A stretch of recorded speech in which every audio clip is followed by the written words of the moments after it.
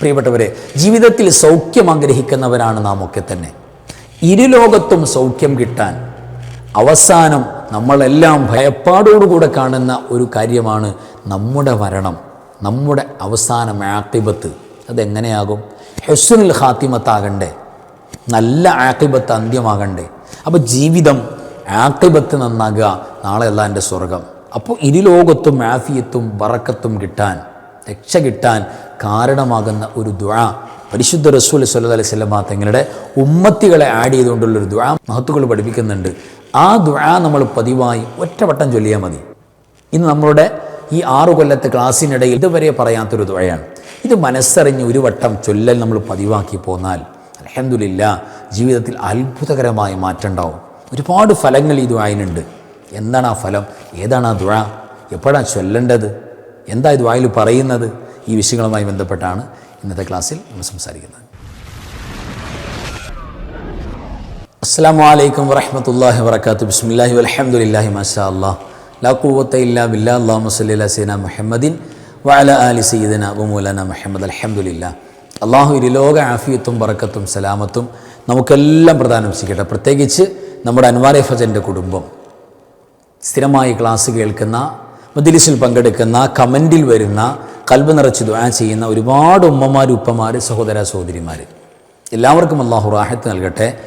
പ്രത്യേകിച്ച് ദുആയിൽ ഞങ്ങളെ ഓർക്കണം, ചേർക്കണം ഉസ്താദ് എന്ന് പറയുന്ന എല്ലാവർക്കും അല്ലാഹു പ്രത്യേകം ഖൈർ നൽകട്ടെ. നമ്മുടെ എല്ലാ രോഗങ്ങളും പ്രയാസങ്ങളും കടങ്ങളും എല്ലാം അല്ലാഹു നീക്കിത്തരട്ടെ. നമ്മുടെ മരിച്ചുപോയ വേണ്ടപ്പെട്ട എല്ലാവരുടെയും ഖബർ അല്ലാഹു സ്വർഗീയ ആനന്ദത്തിലാക്കി കൊടുക്കട്ടെ. എല്ലാ മുഅ്മിനീങ്ങൾക്കും മഗ്ഫിറത്ത് കൊടുക്കട്ടെ. ആമീൻ യാ റബ്ബൽ ആലമീൻ.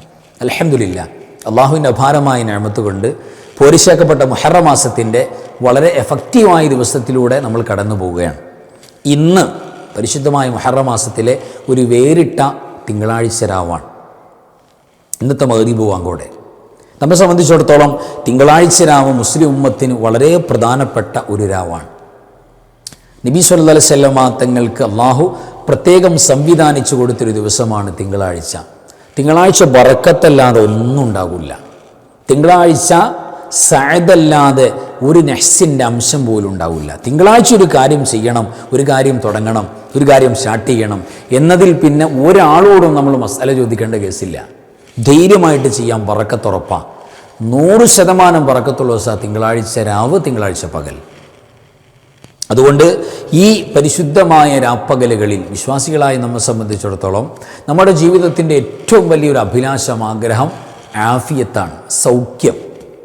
അതെ, എവിടെയാണ് സൗഖ്യം? ഈ നമ്മുടെ ജീവിതത്തിൽ, ഈ ലോക ജീവിതത്തിൽ സൗഖ്യം ഉണ്ടാവുക. അതുമാത്രം പോരല്ലോ, ഖബറിലും സൗഖ്യം വേണം, നാളത്തെ മഹ്ശറിലും സൗഖ്യം വേണം, പരലോകത്തും സൗഖ്യം വേണം.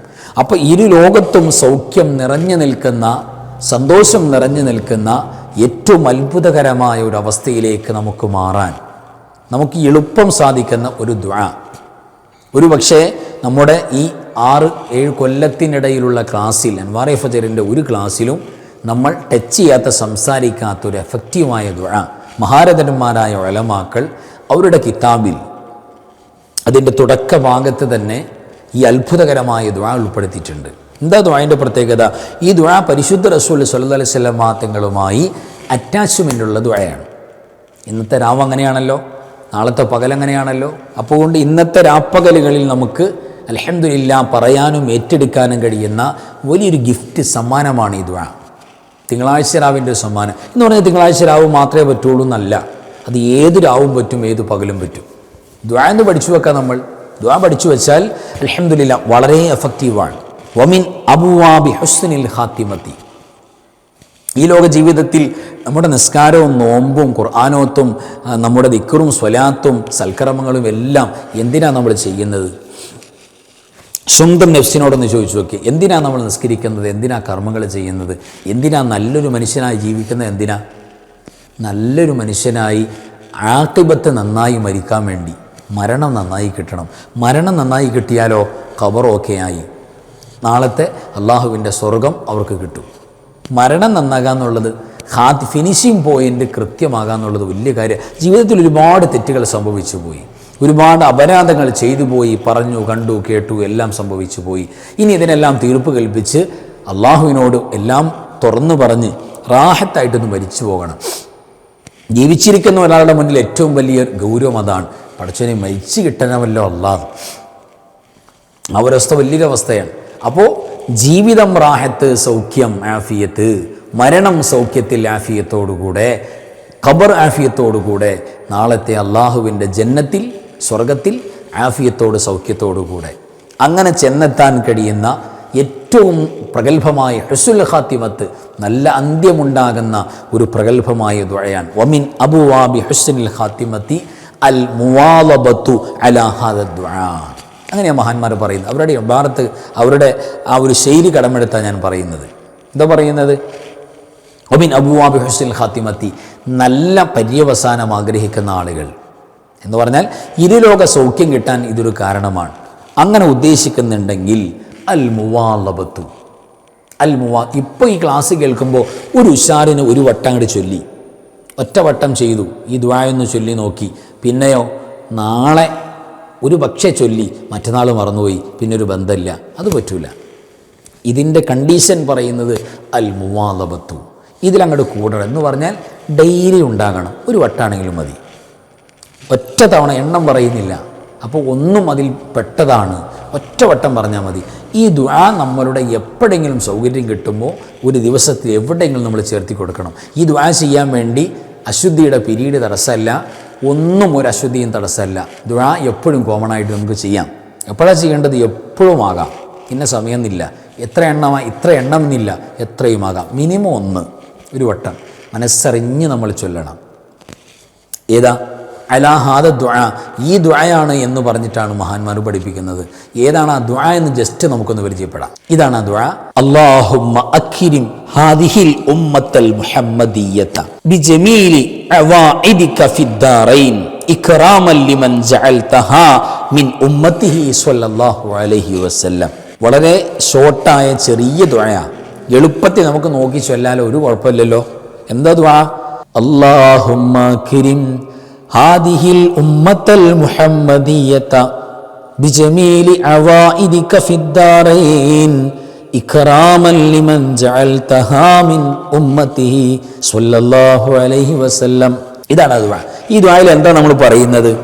അല്ലാഹുമ്മ, അല്ലാഹുവേ, ഈ മുഹമ്മദിയ സമുദായം, സമൂഹം, സ്വല്ലല്ലാഹു അലൈഹി വസല്ലം, പരിശുദ്ധ റസൂൽ സ്വല്ലല്ലാഹു അലൈഹി വസല്ലം തങ്ങളുടെ ഉമ്മത്ത്, അല്ലാഹുവേ, നീ ആരുടെ സമുദായമാണോ ഈ ഉമ്മത്തിനാക്കിയിട്ടുള്ളത്, ആരുടെ സമുദായ?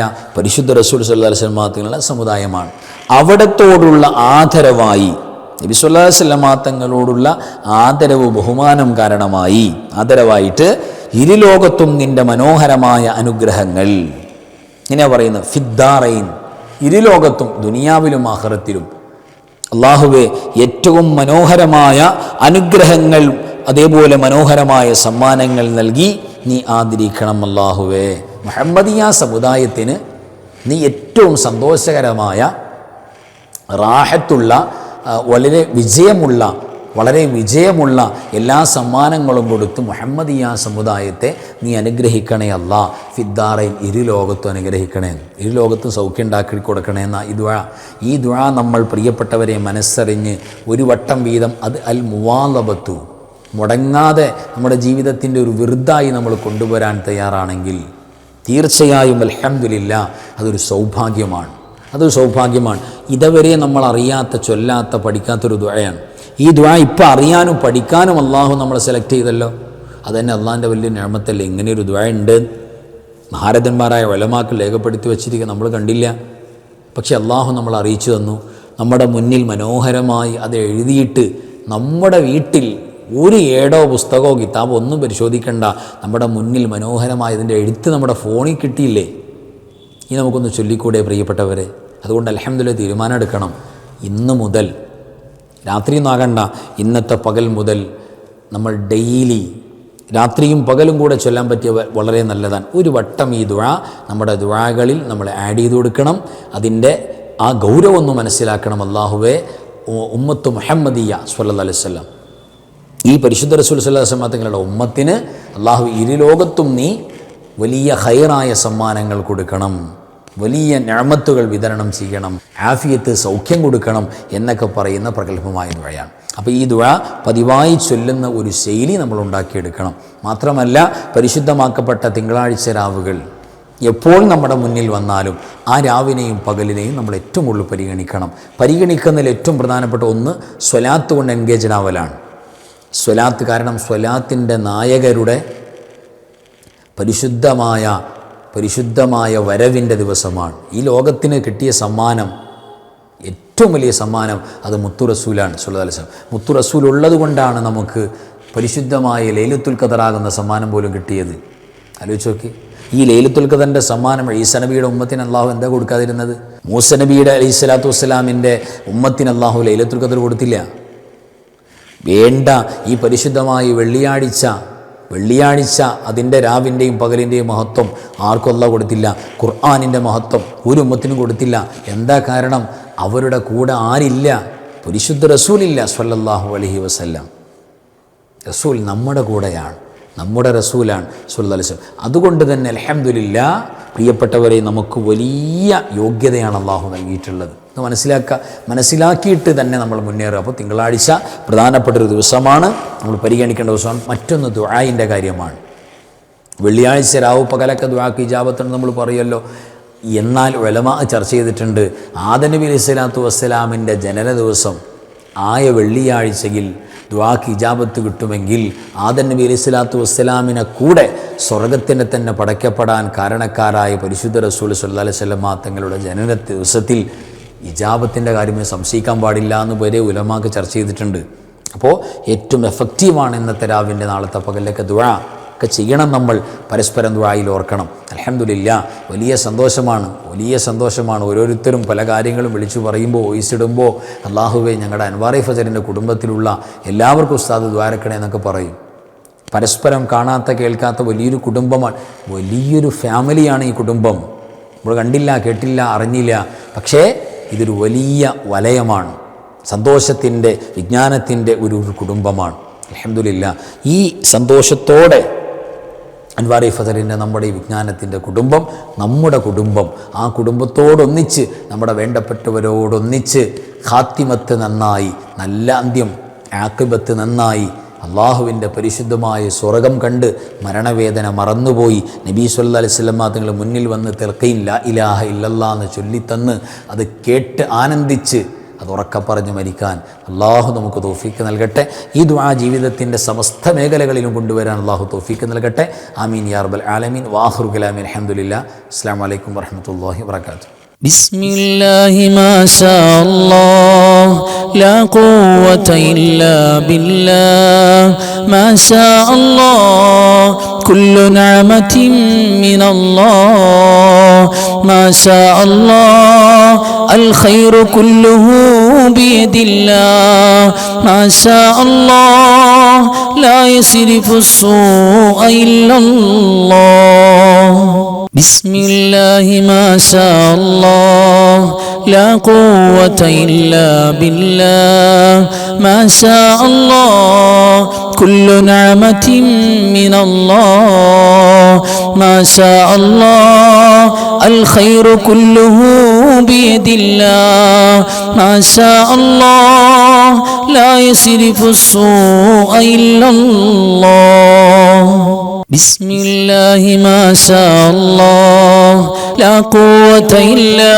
بالله ما شاء الله كل نعمة من الله ما شاء الله الخير كله بيد الله ما شاء الله لا يصرف السوء إلا الله